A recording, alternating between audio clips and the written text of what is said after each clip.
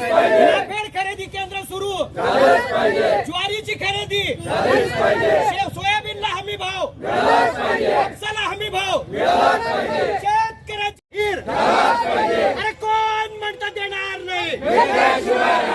अरे कोण म्हणतं देणार नाही? कर्जमाफी आमच्या हक्काची, या जुलमी सरकारचं करायचं काय?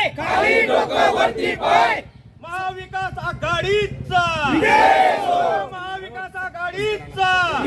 खरं म्हणजे 9 तारखेचा कालचा GR शासनाने काढला आणि जळगाव जिल्ह्यातला शेतकरी गर्भगळीत झाला. 15 पैकी फक्त 4 तालुके घेतले, 11 तालुके त्या ठिकाणी वगळण्यात आले. जळगाव जिल्ह्यात संपूर्ण शेतकरी त्या ठिकाणी कोसळलेला आहे, डाय मोकलून रडतोय. कापूस संपलेला आहे, मका संपलेला आहे, केळीला सुद्धा खोडाला त्या ठिकाणी पांढरे कोंब आलेले आहेत, संपूर्ण सोयाबीन संपलेला आहे. अशा परिस्थितीमध्ये फक्त 4 तालुके घेऊन या जिल्ह्यातल्या शेतकऱ्यांची क्रूर चेष्टा या सरकारने केलेली आहे.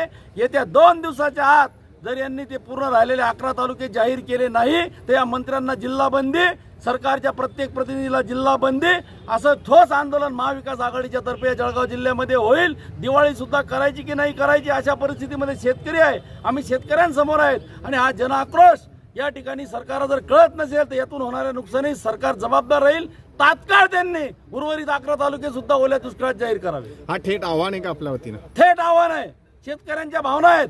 शेतकरी प्रतिनिधींचे कालपासून फोन चालू झाले. शेतकरी या ठिकाणी म्हणताय आम्ही येतोय. आम्ही म्हटलं आज आम्ही प्रातिनिधिक स्वरूपात आघाडीच्या वतीने देतो.